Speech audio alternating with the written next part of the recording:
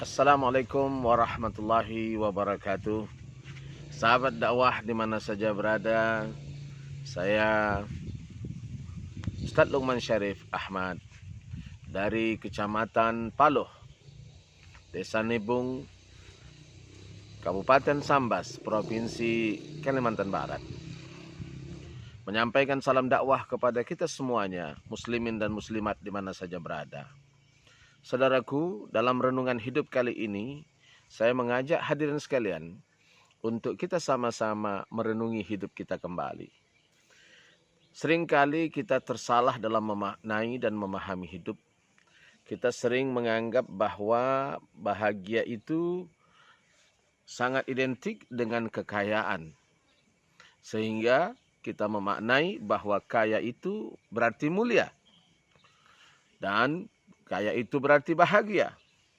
Lalu pada sisi yang lain kita memaknai kemiskinan juga dengan makna yang salah. Kita memaknai miskin itu adalah penderitaan. Miskin itu adalah kesusahan. Miskin itu tidak bahagia. Padahal saudaraku, walaupun kebahagiaan itu ada hubungannya dengan materi, tapi materi bukanlah satu-satunya jaminan untuk bahagia. Maka saudaraku, berapa banyak orang kaya yang membunuh diri?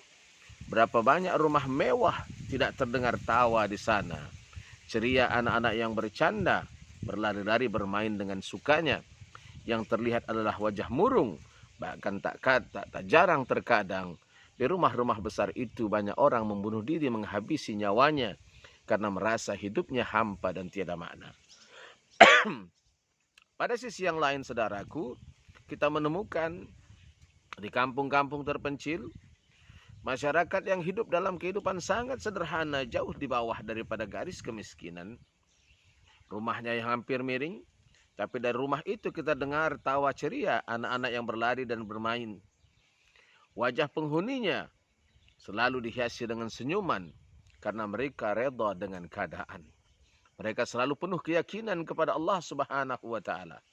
Maka saudaraku yang dirahmati Allah, jika kaya adalah tanda bahagia dan bukti bahagia dan syarat untuk bahagia, maka Qarun adalah manusia yang paling bahagia. Jika kaya pula adalah kemuliaan, maka dalam sejarah manusia Qarun terkenal sangat kaya, maka dialah makhluk yang paling mulia.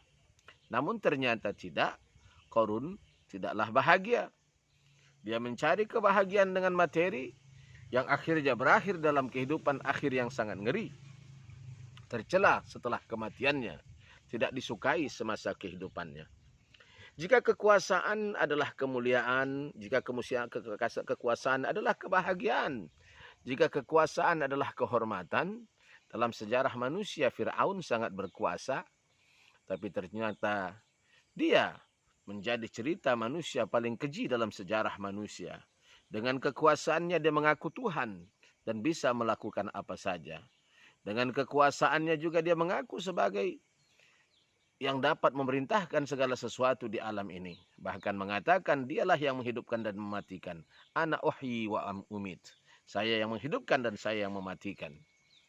Bayangkan saudaraku, seorang manusia dengan kekuasaannya bisa mengaku sebagai Tuhan. Akhirnya dia lupa diri bahwa dia manusia yang penuh dengan keterbatasan. Pengakuannya wa ana rabbukumul a'la tak lebih daripada sebuah kedangkalan pikiran. Sesatnya cara pandang, bekunya hati dari kebenaran. Maka saudaraku, jika kecerdasan dan intelektualitas adalah syarat untuk bahagia, syarat untuk mulia, syarat untuk terpandang di mana-mana dalam sejarah manusia, Haman, penasihat Fir'aun, sangat dikenal dengan kecerdasannya. Dia banyak memberikan masukan dan saran kepada Fir'aun untuk melanggengkan kekuasaannya. Namun ketiga-tiganya, baik Fir'aun, baik Qarun, maupun Haman, semuanya berakhir dalam kehidupan yang sangat penuh celah dan memalukan. Sehingga hari ini tak seorang pun yang mengaku keturunan Fir'aun, keturunan Haman, maupun keturunan Qarun. Maka saudaraku yang dirahmati Allah, kebahagiaan itu ada pada kebersamaan dengan Allah Subhanahu wa taala. Dalam susahmu jika engkau bersama Allah semuanya terasa senang. Dalam deritamu jika engkau bersama dengan Allah, semuanya terasa sangat menyenangkan. Jika engkau bersama Allah Subhanahu wa taala, kegelapan pun berarti sebuah terangnya hati dan jiwa karena Allah berada bersamamu. Maka saudaraku, kebahagiaan itu adalah to be alone with the only one.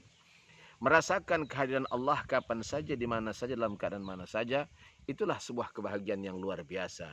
Karena dunia ini hanya sementara, namun Allah kekal abadi, menyediakan surga bagi kita untuk mereka yang berhasil dalam hidupnya, menyadari bahwa dunia ini adalah sebuah cobaan semata.